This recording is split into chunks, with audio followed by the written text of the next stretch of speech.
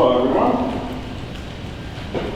Thank you all for coming. This is the first time I'm doing a full feature-length presentation here in Chicago. It's been a few years since I did a full presentation. This was back in 2014. I did one on Log4j2 when we were close to the initial release of that, and that was over in Denver. So bear with me, I'm not as experienced as most of the other speakers we have, but I think I have a decent show here today. So, I see there's probably several people here who work at Uptake at KM. I'm happy to see you all here today. I too have been working over here at Uptake, and this has also been a big reason why I was able to get into Scala in the first place, as it's one of the several programming languages that are in heavy use here. Now, I'm hoping that you all kind of have some reasoning or another for yourself of wanting to come and learn about Scala. Maybe you've heard about it, maybe you're just interested in learning how you can cut your Java code in half and still do the same thing. Maybe you don't like having to repeat yourself all the time, like in Java, or maybe you like having some stability if you're a JavaScript developer, So, if you're not already convinced that Scala seems like an interesting language to learn, the main idea I wanted to kind of get across here is that Scala is a language that you can use for pretty much anything. Historically, I haven't seen this in a bit very often as a description, but this was a description from the creator of the language, Martin Odersky, who is a computer science professor, I think, in Switzerland. And he calls it the scalable language, which, or short Scala, being that it's a language that you can use for small shell scripts, or you can even use it for gigantic clusters of systems, or theoretically you can use this in supercomputer environments. You can use it for anything, right? So, as you may or may not know, Scala does work on the JVM and works with Java, so it already has the advantage of using all of your Java stuff that you're already used to using. So today, I'm going to be going over an overview of kind of teaching a little bit about how to use Scala as coming from the point of view of a Java developer. This is where I came to learn Scala as a heavy user of Java, and particularly of Java 8, and using some additional extensions like Lombok for generating a lot of code for you that would otherwise be boilerplate, and then using the Java Streams libraries, and using reactive stream libraries like RxJava or Reactor, and all these various other more functional libraries. Anybody who's been using Java 8, I feel sorry if you are still stuck in the older versions, but Java 8 has gotten a lot more functional than previous versions of Java, which really comes down to meaning that we look at functions as a first-class object, first-class citizen of the language, rather than just objects. Scala takes us a step further and tries to make it a bit of a hybrid. Now, Scala has been around a lot longer than Java 8 has. In fact, only the latest version of Scala requires Java 8. And the previous two releases of Scala do not. They only require Java 6, but they still remain quite functional. So we're going to be I'm going to be getting this from the point of view of the latest version of Scala, which is 2.12, but I will tell you in advance that pretty much everything I'm going to be telling you does apply to the previous versions of Scala if you're still stuck using older libraries or older Java libraries. There's not much difference yet. The new differences are more specific to Java 8, and I'll cover them later. So, I'm going to start with expressions being the base level thing of any programming language. In fact, you can't do anything if you don't know how to at least write a single line of code. So, we'll start with a single line of code. You can't have anything without variables in programming languages. In fact, I'm not even going to tell you about this other type of variable because I was recommended by some Scala experts that nobody should know how to use that, because they want you to use immutable variables, which is the val keyword, as we have here. So in Scala, we have variables, of course. And when you make a variable, a val here, this is kind of like making a final variable in Java if you're used to that. So the idea here is that once you make the variable, you cannot reassign it. And the idea here is this is much more in tune with typical modern programming of multi-threaded, concurrency, very like highly concurrent programs. You don't want to have all this mutable state in your program where you have multiple threads or cores trying to attempt to modify the same amount of data, cause all sorts of race conditions, all sorts of bugs. Anybody who's dealt with more than one thread in a program knows all too well how shitty it is to work with mutable state. So Scala, especially nowadays, likes to focus on immutable data structures. So, pretty simple here. And in fact, you can see, we didn't even have to give it a type because Scala knows that when we put it in the quotes, it's a string. So it knows that it's a string. Pretty simple. Now, one thing that is very pervasive in Scala that is nice to know about is the underscore character. In fact, there's actually a consultancy called Underscore that is specializes in Scala development. It took me a while to realize why they were called Underscore. But it's basically because underscore in Scala means a lot of things. And I found a very great description of it online the other day. It means that thing, you know the one I'm talking about. And it generally doesn't mean that. Just kind of, we're going to use it for a lot of different things. You know, you can use it to like pattern matching, which we'll get to in a sec. You can kind of throw away the match and just put it into the underscore. Or you can use it to import a wildcard. I'll tell you, use that instead of a star, because a star is actually a valid name for something. I'll get to that in a sec. Use it for anonymous parameters, a lot of things. Basically various, any computer science concept that has a Greek letter assigned to the name, it probably has to do with an underscore in Scala. And one other little syntax thing to note before we go is, where are these semicolons? I haven't shown any yet, but the thing is that they're optional in Scala, and unlike JavaScript, they actually make sense. So don't worry about semicolons. You almost never need to use them, and if you do, you're probably writing your code really messily, and you shouldn't have been doing that in the first place. So let's move past inferred types here and show how you add a type. Well, Scala is the one type of programming language where types actually come after. It took me a little while to get used to this whole convention, but nowadays I kind of feel like Java's doing it backwards by putting types first. Mainly because, as I mentioned, types are generally optional. We don't do that. And when it comes to types in Scala, similar, you know how in Java we have an object being the root class of everything, but we also have primitives are in their own little world, inconsistent with objects. Well, in Scala, we have the any class, which is the very root, and then underneath that are two things called anyref and anyven. Anyref is pretty much an alias for object in Java. Historically, it exists because a long time ago, Scala also used to run on the CLR. It was supposed to work with .NET as well. I don't know whatever happened to that, but nowadays you can run it in Scala.js or JavaScript, and they have Scala native to compile the native code. So the idea was they didn't want to tie themselves exactly to the Java library. So they came up with their own thing called anyref, short for any reference. Then there was anyval. To make things a little more consistent, value primitive types were implemented as a special type of class that they called an anyval. And as you can see, the syntax is pretty simple of any type. Another type that Scala introduces that is pretty rare in Java because people like Mark Reinhold, that's his name, right?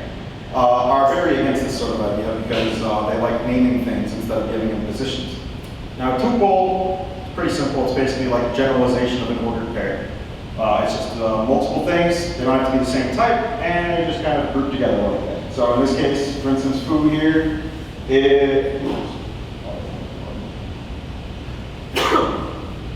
foo here is just a triple or a three tuple. Tuple 3 actually is the name of the class. That has a string and boolean. Pretty simple. You can destructure tuples using pattern matching here. Pretty neat little feature we'll get to in a sec too, but basically you can kind of, if you have an expression on the right side, you can kind of match an expression on the left side and it will kind of figure out what goes where.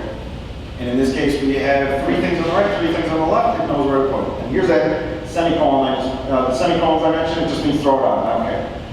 That's also equivalent to just take it, or you could just take like the second thing. Do note that tuples are numbered starting from 1, unlike arrays and everything else. I think that has to do with mathematics, honestly. Okay, so now we're going to get some meat here. Variables, tuples, cool. What can we do? Methods. Pretty simple. We use def. My friend pointed out this kind of reminds him of Ruby. So we got a little similar keywords here, but The main idea here is, again, we have the ability to infer types, so we need a keyword just like val in order to allow you to get rid of this type. Now, it's usually a good idea to have a type in a method just because, well, for various reasons, but if you have a private method, you might not care. Now, one big difference between methods in Scala and Java is that every method in Scala has to return something. And don't get that confused with the word nothing, because nothing is a type in Scala, and a method can return nothing. That just means it doesn't return at all, it just throws an exception. But if you can't return anything, or it's meaningless, we have a type called unit, which can pretty much be the same as void in Java. In fact, it's a little more restrictive than void, but it's exactly what you're looking for. We also have a little, in the traditional Scala style of trying to type less than you need to, if you have a method with no arguments, you don't need the parentheses. And again, with the less typing, whatever the last reachable line of code is in your method is the return value. Now, I will note, against the judgment of the Scala experts of telling you this, there is a return keyword, and it doesn't do what you think it would do. It does sometimes, though. So generally, just kind of think of the last line of the method. Some other programming languages do this. I think Ruby does. Python and Python. A lot of programming languages don't make you say return because it just kind of assumes the last line is what you want. Lambdas, or also known as anonymous functions. I think someone told me you don't call them that, but lambdas. We only recently got them in Java 8, and in fact, the syntax in Java 8 is very, very similar to how it is in Scala. Except instead of a dash greater than, you use an equal greater than. They use a different arrow because a dash greater than has a different meaning in Scala. However, one important thing to note, difference in lambdas in Scala is Java limits them. It doesn't allow you to capture mutable variables. I mean, you can capture them, but you can't change them. Which, for example, like let's say you use an optional and you what's called if present, and you try to close over a lambda to change something inside the class. It doesn't let you do that. Scala doesn't give you that restriction. One thing to note here, the Scala 2.12 feature, they actually expanded lambdas in Scala to work compatibly with Java, so that anytime you have what's called STAM, or a single abstract method, basically you have a class or interface that has a single abstract method, it's considered compatible with lambda, so you can just put a lambda function in and it works. Just like how they did it, how they implemented lambdas in Java, in Java 8, Scala 2.12 made the same compatibility thing. Otherwise, there's a bit of boilerplate to make Scala and Java compatible in previous versions, which is apparent, for instance, if you use copy strings in Scala 2.11, which is something that we use sometimes here. So, some example syntax here. There's a few different ways to write lambdas, though, in Scala. Now, let's go over them here. So, the first one is probably the one that's vaguely similar to, wait, I don't know. I don't think any of them are similar to Java. Look at it. But the idea is that lambda is actually just syntax sugar for these function classes. These are just essentially interfaces, or we call them in Scala traits. Syntactical sugar is a major theme in Scala, where the language itself is rather small, but the syntax sugar that makes your life easier is rather large. So in that case, we have several different ways of writing lambdas. We can go the most explicit way of telling you that it is a function of 2 ints and returns an int, and then setting it equal to these 2 parameters and it returns ints. Or since we only use the parameters once, we can use anonymous parameters. Again, the magic underscores of that thing, you know what I mean. The first and second parameter. Or we can even get rid of the type on here as long as we affix the type on the anonymous parameters. Or we can go and do it without any syntax sugar, just make an anonymous class. Now, as you notice here, we're using square brackets because Scala uses those instead of angle brackets for generics. And then calling lambda, you just call it like a function. That's short for calling the .apply method. And apply is considered a special method. There are a few others, I think I mentioned later, but this basically means if you have a method called apply, you can remove the .apply and it still works. Conditionals, we have if and else, and they work a little differently in Scala than they do in Java. In Java, there's statements. In Scala, there are expressions. The difference here being a statement doesn't return anything but an expression does, right? So it's actually pretty similar to the question mark colon ternary operator in Java. If you've never used it, it's basically the same thing that it looks like here of if condition, then value, else other value. Now just because it returns something doesn't mean you can't just perform side effects and not return anything. We have unit. And in fact, if you don't have an else, it returns unit because it doesn't have that's the only thing it can figure out it could possibly return because of the lack of an else. Loops. There is another type of loop I took out from here, while loops. I recommend not using them because they're very old school. Instead, we're going to use the new school for comprehensions, which are actually more powerful than just a normal loop. In fact, they are a normal for loop in Scala. It's kind of like a for each loop. And in fact, if you use a for loop on an object that has a for each method, it turns into a for each loop. So basically, a for loop is actually syntax sugar. As I show on the bottom here, a for each loop with a yield statement is equivalent to just calling a map method on here. If you have nested for loops, it turns into flat map, flat map, flat map, map as the internal. There's a few different special methods that allow you to do this. They're all kind of naming convention things that Scala will kind of automatically de-sugar, I think is the term for it. So you can use, because of this little thing, you can actually use a for comprehension as more than just for a loop. You can use this as a way to extract a value from an option. You can extract a value from a future. You can extract it from a collection. You can extract it from anything that has methods with the proper names. And the compiler will just expand it out properly for you. And as long as the types all match, it compiles. If it doesn't, you get a weird compiler. Pattern matching. This is one of my favorite things about Scala. Not my favorite thing, but it is one of them. So pattern matching is a way to kind of look at an expression and match against a similar pattern. So like for instance, you might be matching the type of the expression. Now in Java we would do an instant sub check, but which you can do in Scala, but it is a thing. Again, not exactly recommended. We can check that we can match against values, we can match against nested values, nested types. You can do all sorts of things with this. And they're kind of similar to a switch statement in Java. Except switch statements in Java only allow you to work on constants.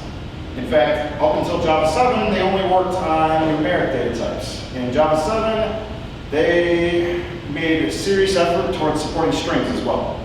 Yeah. In Scala, you can match anything. In fact, it is generally a more useful way of matching than if statements because it will take care of some things for you. Like for instance, let's say you match against a type. Well, the results of the match means you already have a variable with that type. It's casting for you. It'll compile down and actually add the casting in the bytecode and whatnot for you, but you don't have to have all this extra boilerplate code. Just use a type that you know you just checked. In fact, this is such a useful feature that they're working on adding this to Java 10 right now. They have a very simple proposal right now and a more complex proposal for future versions of Java. So this is a feature I recommend taking a look at. That you'll find in a lot of functional style programming languages that is starting to actually get popular enough that even Java is considering adding features. And you know, by the time a feature makes it to Java, it's been a useful feature for at least 10 years. Now, I do mention here, anytime you have just a block being something surrounding curly braces, if you just have case statements in there, that doubles as a single value function, which comes in handy in various APIs. Of, like whenever you need to pass a lambda function of one parameter, you can just pass in a case match expression. That works pretty well. So here's an example using most of the types of ways you can match something. So one thing that tripped me up for a while was remembering that match comes after the variable name, not before. In a switch statement in Java, it's switch x. In Scala, it's x match. You get used to the question. Now, as you can see, you can just match against exact values like null. You can check that it matches a particular type and give it a variable, and the variable I here will be a type name. S here will be string. You can also add filters on it, so that way this expression only happens if both it's type string and the string is not empty. We can also check on structural types, like option is made up of some or none. So we can kind of match on that along with the inside of it, and we'll already have a Y or a none. Or, again, the magical underscore that means I don't care, which is generally your else. Usually a good idea to keep it an else, just like it was even very useful to have a default in a switch statement, because in case nothing matches, I mean, you don't want a runtime exception blowing things up for no reason, when you could have just done something more appropriate to your use case. So exceptions. I'm not a big fan of exceptions in functional programming, but Scala does have to run in Java, so they make do. One nice thing about Scala, just like practically every other programming language except for Java that runs on the JVM, is that exceptions are not checked.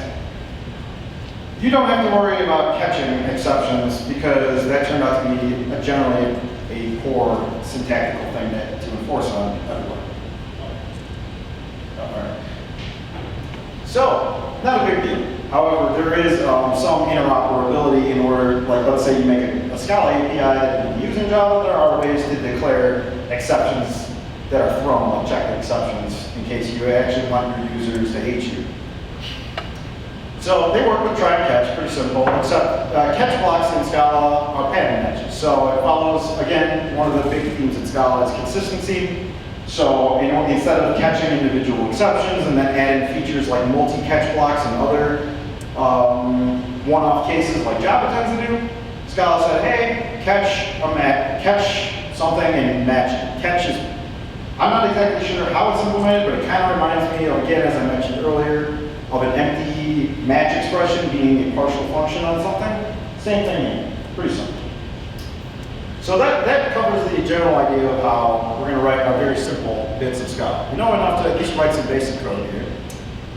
Not much to the language so far, right? So now we know Scala is a hybrid language of object-oriented programming and functional programming. So what is object-oriented programming without classes? So let's talk about classes. In fact, let's take a step back and talk about a trait. We all know what interfaces are in Java. Well, a trait is kind of like an interface, except does a lot more. So in Java 8, interfaces finally added the ability to define methods, default methods they call them. And they allow you to add static methods. That's a couple neat things, but they still don't let you define private methods inside of it. They don't let you store variables inside of it. And they don't let you, I can't remember what else, but here we have a trait in Scala, which is basically like an abstract class, except for two main differences. One, it doesn't have a constructor. They can't have constructors. Interfaces don't have constructors, traits don't have constructors. Now the funny thing is, I'm pretty sure in Scala 3 they're actually trying to figure out how to add constructors to traits. But they're not there yet, so you don't have to worry about that making everything crazy. The thing about traits though is you can inherit from multiple traits. How they interact with each other when you have multiple traits takes up like 20 pages or more in the gigantic book about programming in Scala, so don't worry too much about that. Just try not to clash unless you actually want to go read the spec on how they interact with each other. It trips up even advanced Scala developers, but the idea is that you can mix together multiple traits kind of like you can interfaces, except a big thing here is traits can implement things. They don't actually have to be all abstract like they are in Java. There is a nice little feature here that's a little confusing at first, but one important difference between a trait and an interface is a trait can restrict itself and say, whatever class that implements this trait must also be this type. So for instance, let's say you had a list trait, and you expected the list to implement a list buffer or something. You would be able to say this trait expects to be implemented by a list buffer. So that way, if you tried to extend that trait and your class wasn't a list buffer, you could implement that. It comes in handy for some various patterns, and in fact, it's a heavily abused pattern inside the Scala library and the compiler if you ever go look at the source code. So here the traits are pretty simple, right? Kind of just random things with braces. They are quite similar to what an interface looks like in Java, right? Not much to it.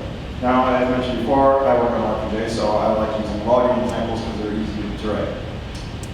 So as you can see, we can make some abstract methods, and we can also make some actual concrete methods, and we don't have to say it's a default or anything like that, whereas Java does like to you be explicit about those sort of things. So a class, well, they're pretty much the same as Java classes. They do make classes a little more consistent on their own though. For instance, a class can only have one primary constructor, and all other constructors are built off of that. Whereas in Java, as you know, you can make as many constructors as you want, they don't even have to refer to each other. Well, Scala says, no, you have to come through the top constructor because of how you extend other classes and call parent constructors and so forth. And now, again, with the removing boilerplate, the way Scala works is any of the code that's inside the body of the class that's not in a method is considered part of the constructor. Again, this is something that might take a little bit of getting used to when you're used to having everything already indented in by 8 or 12 spaces or so by the time you're actually writing some code in Java. In Scala, you already have, you're in the first indentation level and you're already writing code for the constructor. Less boilerplate, less white space. Nice.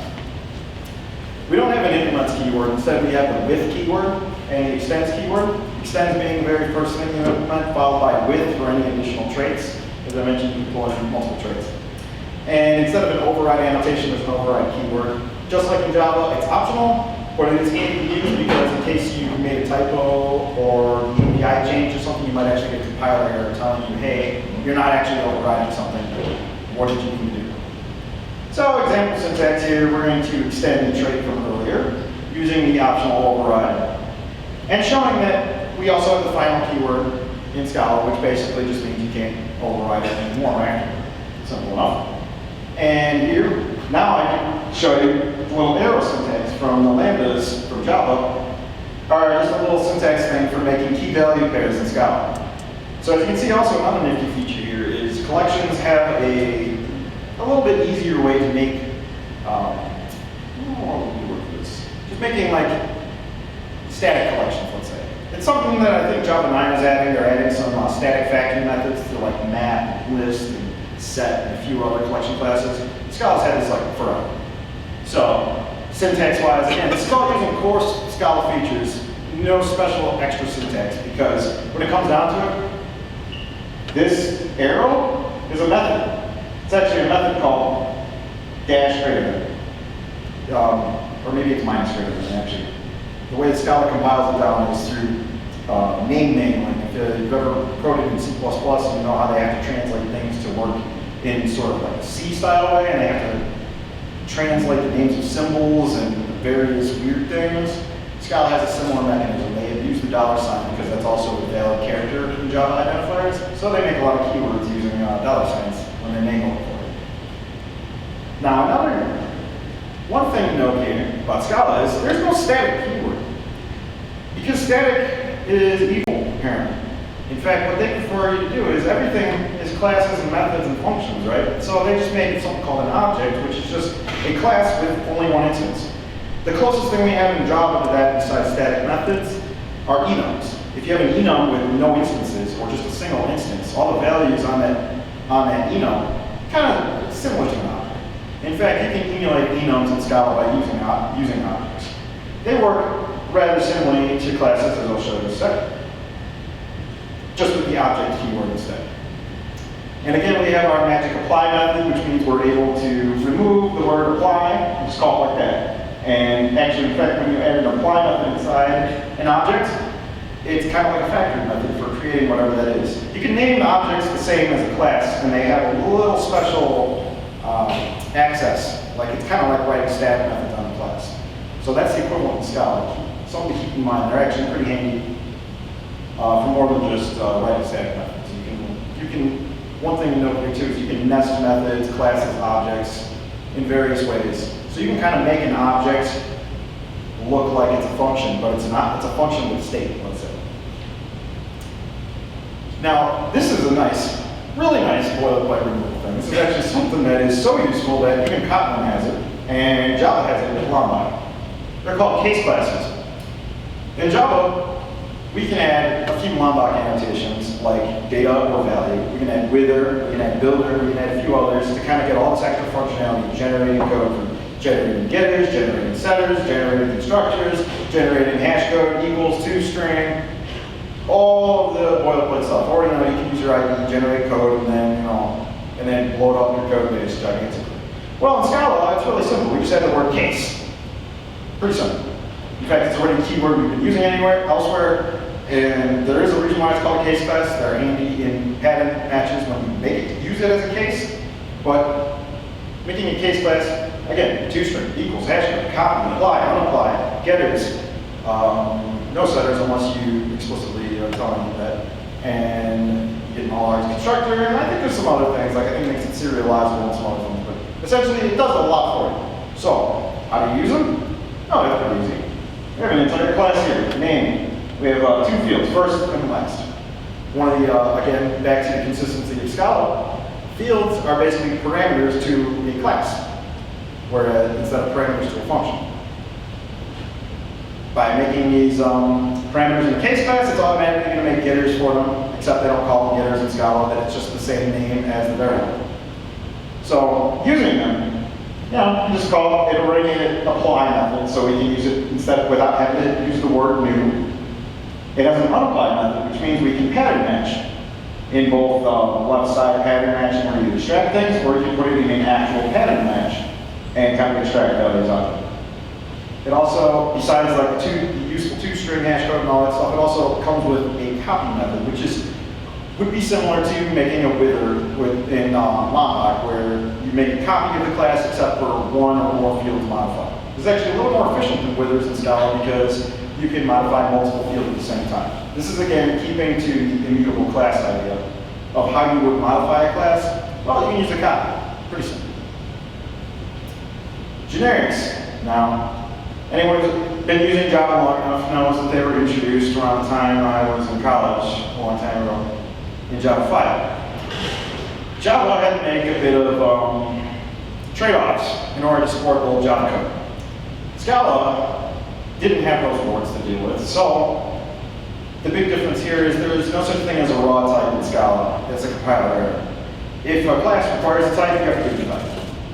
So that also allows for a Java 7 feature of the diamond syntax, where you're allowed to only specify the generic once instead of twice, has already been a feature of Scala since like forever. So for instance, creating an array here, we only have to put the type on one time because the type is here. In fact, based on all the type inferencing, we could have just said val x's equals array 1, 2, 3. Now again, on the consistency front, arrays don't have special syntax in Scala. They just follow the same exact syntax as everything else. So arrays look exactly like any other collection class in Scala. They have an array constructor or factory method here. They extend arrays with a lot of the same operators that you would get in collection classes, and so forth. We also have the same ability to specify type bounds on things, and instead of the long words extends and super, which generally kind of confuse people anyway, they have these little emoticons for what is this, super and extends. So here's an example of using types. They actually are generics. Generics are a little more complicated in Scala because they have this concept known as variance, which basically allows you to say that if we, let's say for instance in this case, plus A is the generic, but plus means it is covariant, which means that if we have some subtype B of A, then bag of B is a subtype of bag of A. If we made it a minus, it would be the opposite. And if we didn't have a plus, bag of B and bag of A would be completely unrelated, regardless of A and B were related. So then here we have the super type generic parameter here. Now this is mainly useful just to make it compile. This is in case, let's say you add a super type of A, well now the bag is the super type of A. We can't say it's A anymore, we have to widen the type. We have a lambda syntax. This is a shorthand for saying function 1 of A comma Boolean. So syntax sugar doesn't apply to just the lambdas, it also applies to the types themselves. And then, as I mentioned earlier, we have a few special methods like map, flat map, for each. There's a couple others, filter and width filter. I think that's all. That all have special meaning with for comprehension. So if we had a bag, we'd be able to use it like that. I do have a GitHub code samples. I'll have a link at the end of the slides that goes over an implementation of this bag trait, kind of showing you how we do it in Java versus Scala, amongst other examples. So, some other things we're able to get rid of in Java. For instance, let's see here. As I already mentioned, sorry, the parameters to a class are the fields, right? Now, we can pass parameters by name, as in here, which you may or may not notice means we don't need builders anymore, because we can name things by parameter name. That's even less code to write. That's one less annotation you have to import from Lombok as well. That's pretty nice. I've written a zillion builder classes in Java, and I'm happy if I never have to write them again, just because they actually support named parameters. This is something common in scripting languages, I'll tell you. And maybe Java will add it in Java 20 or so, I don't know. And default values. Sometimes frowned upon, but can be handy. You just kind of add equals the default value. They're pretty obvious here. As you can see, calling with or without the default value, pretty straightforward. In Java, we have something called var args, or variable args, which translates to essentially syntactical sugar for making an array. In Scala, they made it work a little bit better.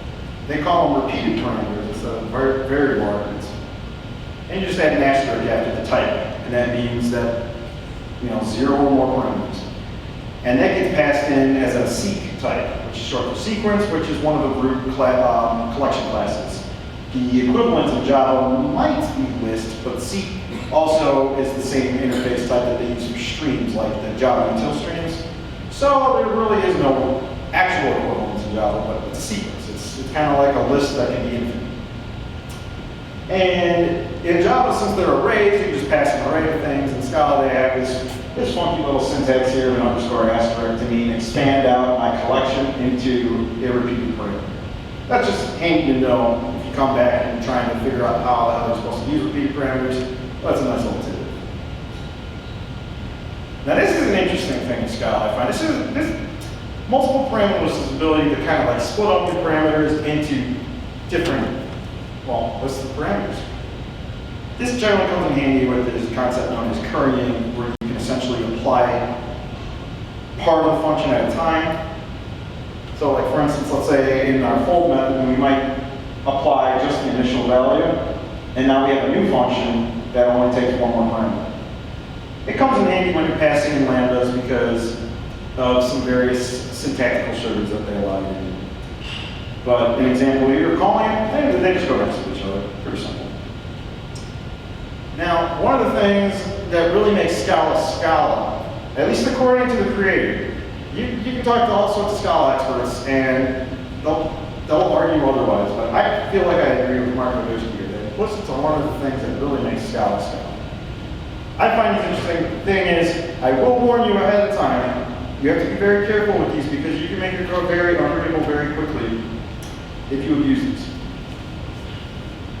So there are a few different things that have the term implicit in Scala, and this is actually what makes them confusing for anyone who already knows Scala or uses it to any extent. Implicits cover a few different concepts, so we'll start with the first type of implicit, which is an implicit conversion. Now, oftentimes you have a lot of boilerplate code for converting from one type to another. Maybe you're interfacing with a third-party library, maybe you have to convert a UUID to a string or back and forth. That's my example here. It's something I've had to do with various libraries. We can let the compiler do the work for us. This is particularly useful with custom data types. I wouldn't recommend making implicit conversions for common things like string, but it makes an easy example. So for instance, let's say we have a method called foo that takes a UUID. This is the normal UUID from Java. Scala didn't create its own class for it somewhere. Now, let's say we want to pass it a string value, but we don't feel like wrapping it with a UUID every time. Because I mean, how many characters is that? 5 plus 9. I mean, that's a lot of extra typing, even with IntelliJ, even most of the typing for it. It's still a lot of hitting the tab button. So we can kind of skip that by making what's called an implicit conversion, which is a method with the implicit keyword added to it, which, if it's in scope, will automatically apply this method to the type if it needs to be applied to, essentially. So for instance, we call foo with ID being a string here. And the compiler will be like, wait, the only foo method I know about is one that takes a UUID. So the next thing it can do is check all the implicits that are in scope, which means anything you've imported or defined within that scope, or that file, or the closest scope to where you're at. And it will look for an implicit method that takes a string, which is the type you gave it, and converts it to a UUID, or maybe something close to it. Maybe it's something that's a subtype of UUID. And let's say it finds this S2ID function that's implicit, and it will insert this for you. So you don't have to. It's a lot less typing. It's pretty nice.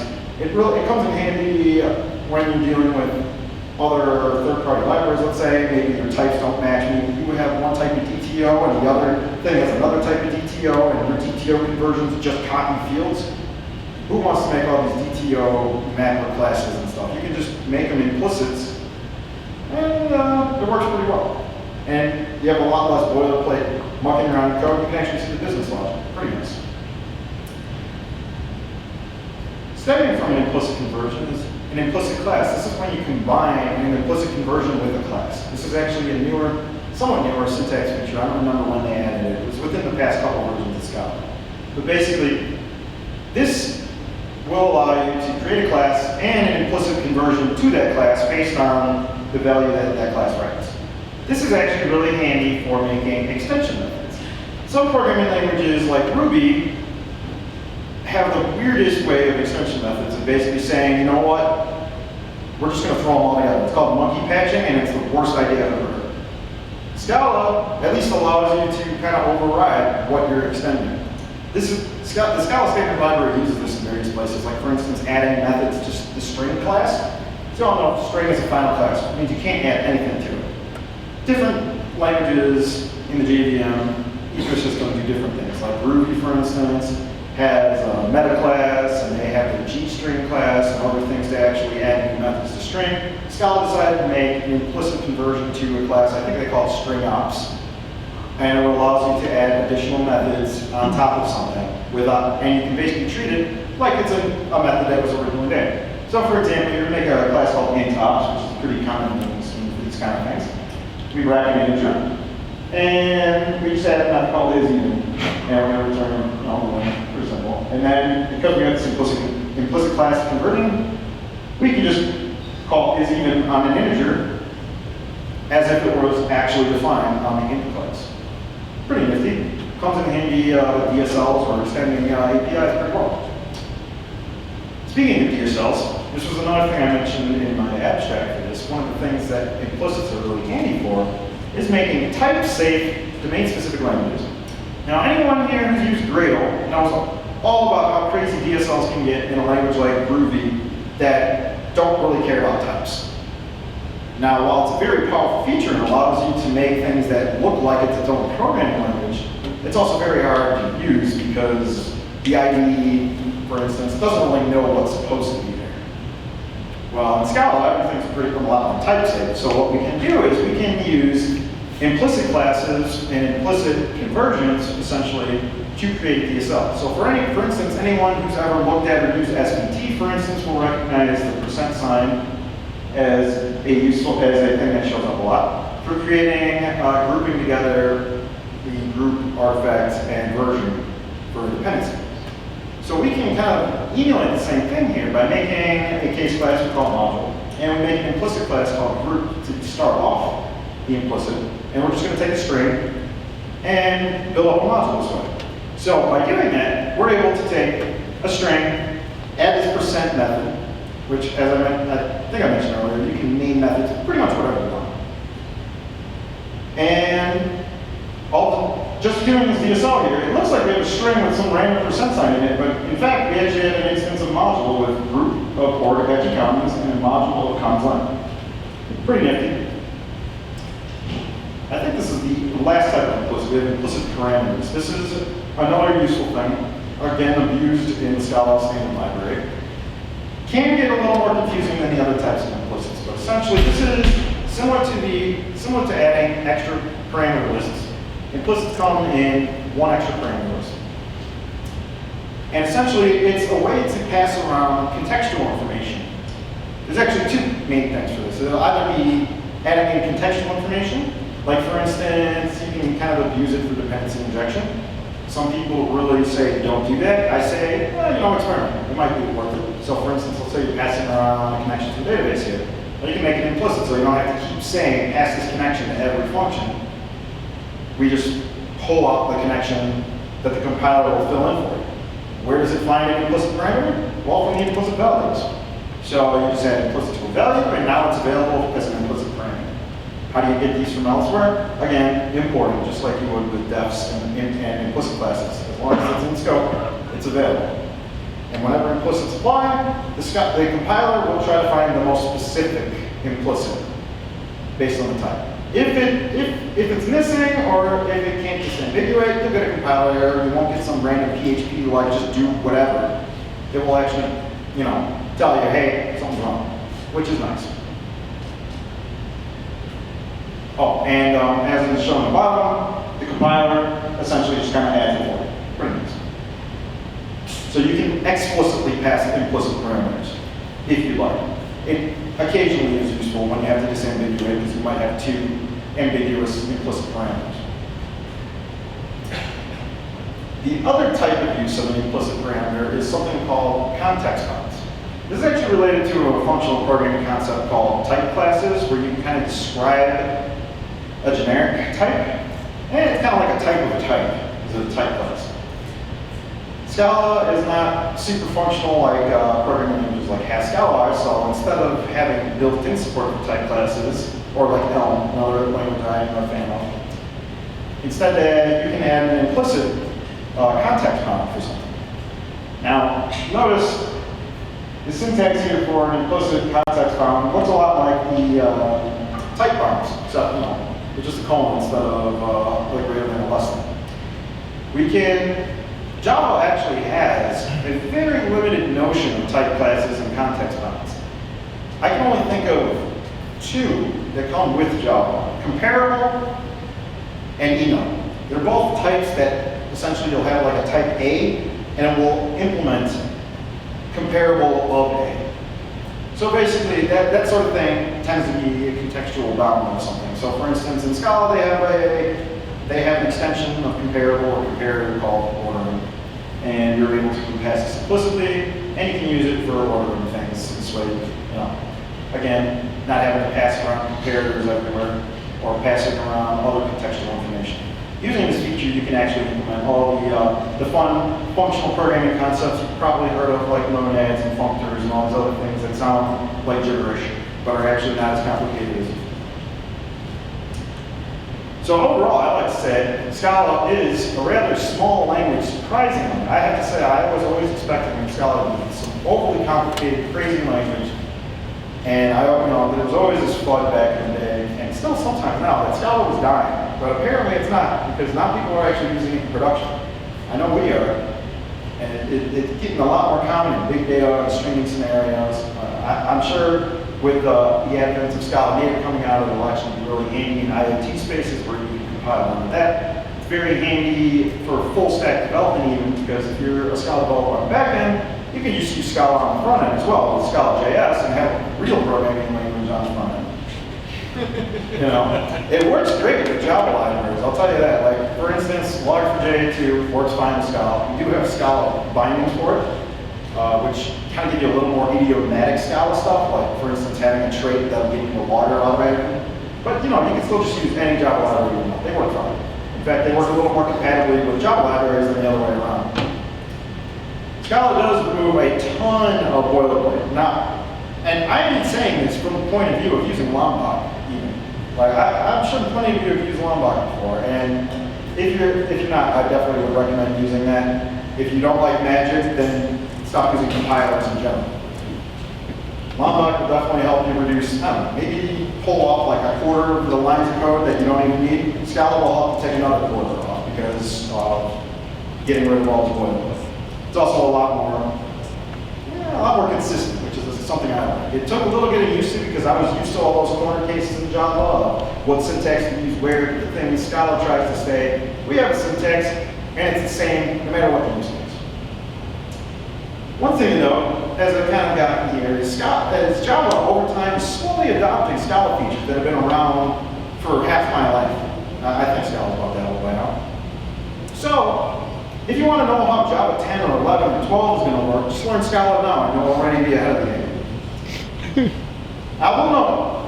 I didn't have nearly enough time to go over every feature of Scala, every syntactical feature, or all the advanced things, but this, I feel like, just with this knowledge, which I do have links to slides and source code and stuff that you can always come back to, I feel like this provides a very nice foundation to get you up to speed with Scala without teaching you the stuff that'll screw you up too much. Other than implicits, just be careful with them. If you don't know enough about them, just don't even use them. You don't have to. They just help you reduce even more code. So further reading, I would recommend, originally I wanted to recommend the book Programming in Scala by Martin Odersky et al. Very good book, but the thing is, it's like it is big. So I'd recommend probably check out Scala for the Impatient first of all, because it's a lot smaller and get you on the ground running a lot faster, especially if you, since you've already seen the presentation, you already got a basic, vague idea of what you're supposed to be doing. So we have Programming in Scala. Then if you are mathematically minded like myself, you might like the Functional Programming in Scala, also known as the Red Book, which is not only just a good Scala book, but it's also a good book about functional programming in general.